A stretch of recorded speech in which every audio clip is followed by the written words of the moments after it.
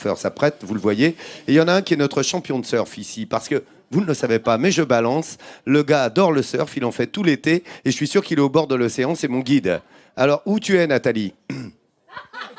Regardez comme c'est absolument somptueux. L'océan, le ciel un peu plombé et cette plage à perte de vue derrière moi. C'est ça le visage de la côte des Landes, des plages gigantesques. Seignos, c'est exactement ça. Vous avez 6 km de plage d'un côté et de l'autre. Juste derrière ce cordon dunaire, vous avez la forêt des Landes, somptueuse, immense qui commence, qui offre des occasions de randonnée à pied ou en vélo totalement innombrables. C'est pour ça qu'il y a énormément de gens qui viennent en vacances ici, qui ont choisi Seignos pour venir. Vous ajoutez à cela un golf et un peu de tradition, Seignos s'offre à vous, donc visite. Située dans le sud des Landes, Seignos est une ville pleine de contrastes. D'un côté, il y a la Côte d'Argent, qui doit son nom au reflet de l'océan Atlantique.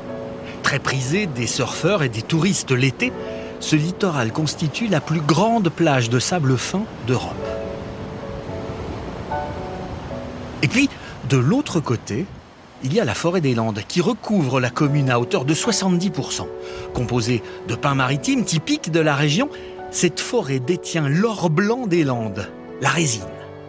En effet, son extraction par des résiniers jusque dans les années 80 faisait vivre des familles d'agriculteurs, comme celle d'Henri Fayette.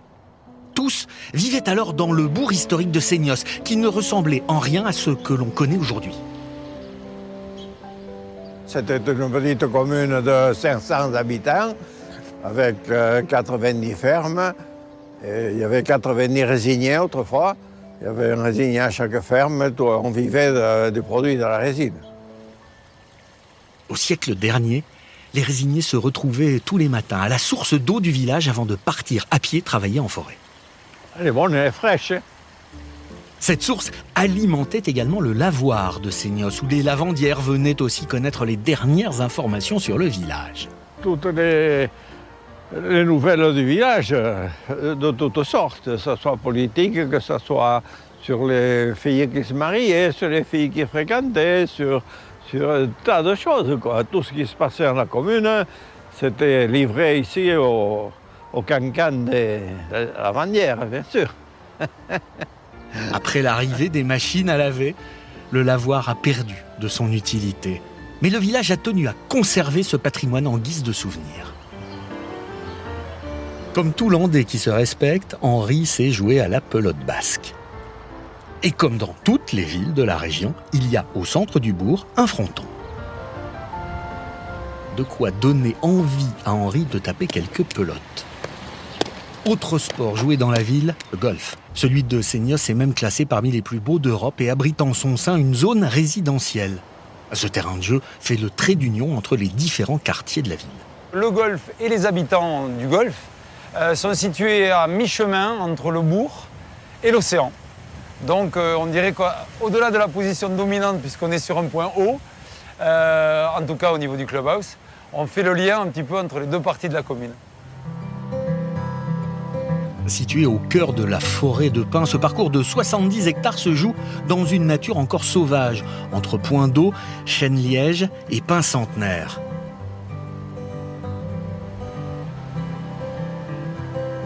Certains départs offrent d'ailleurs des vues imprenables sur cet écrin de verdure.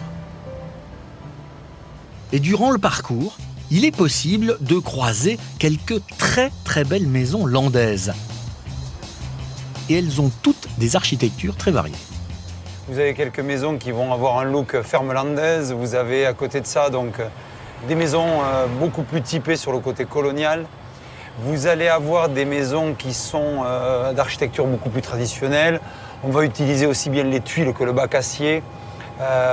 Très grande variété de maisons pour une très grande richesse de cette propriété. Parmi ces habitations, il y a celle de Michel. Ici, il a trouvé le moyen de conjuguer sa passion pour le golf et son amour de la nature et des grands espaces. Souvent en déplacement, Michel prend toujours le même plaisir à se retrouver chez lui. J'ai une activité professionnelle qui m'amène à avoir des clients un peu partout et quand je reviens ici, je trouve que c'est un endroit magique. Voilà, je reviens de Cannes où j'étais chez un client et bon, la Méditerranée est très belle, mais très sincèrement, je trouve qu'ici, l'espace, le cadre, bon, la liberté, c'est des choses qui n'ont pas de prix et on les a ici sur ce golfe à Seignos. Un peu plus loin, dans la forêt, d'autres propriétaires profitent de ce cocon de verdure. À l'abri des regards, le quartier des Estagnots offre à ses habitants la promesse d'une vie paisible dans ses maisons, à l'ombre des pins. Philippe, Seignossais depuis toujours, connaît bien ce quartier pour y avoir grandi. Ce sont des petites maisons résidentielles et pour certaines, des petites maisons de vacances. Et sur des terrains, comme vous le constatez, qui ne sont pas immenses, donc effectivement, oui, c'est un quartier intimiste. Au nord de la ville et en bord de plage, l'architecture de la station du Penon tranche avec les quartiers résidentiels. Dans les années 60-70, la ville mise tout sur le tourisme. Et c'est pour rendre accessible le littoral au plus grand nombre que ces bâtiments voient le jour. En été, l'afflux touristique amène la ville à accueillir environ 40 000 habitants contre 4 000 l'hiver. Et en attendant la saison estivale, les Seignossais profitent de leurs derniers instants de tranquillité.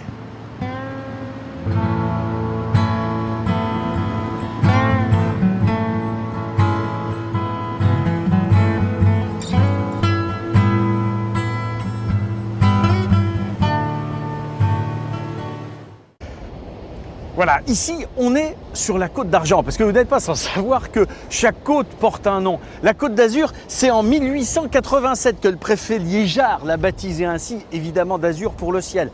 Ensuite, en 1894, il y a eu la Côte d'Émeraude. Là, on est en Bretagne, du côté de Saint-Malo, et émeraude à cause de ce granit rose et de ces micachistes qui donnaient des reflets d'émeraude à la côte. Ici, on a décidé en 1905, au tout début du XXe siècle, que ça allait s'appeler la Côte d'Argent. Et ça se comprend tout de suite entre ces cieux qui sont parfois un peu gris comme aujourd'hui, mais somptueusement beaux, et puis cette mer qui se reflète dans le sable, ça donne des reflets argentés. Et évidemment, on se retrouve face à des paysages totalement bucoliques qui laisse planer l'imagination, surtout comme aujourd'hui, en avant-saison, il n'y a personne sur le sable, on est bien.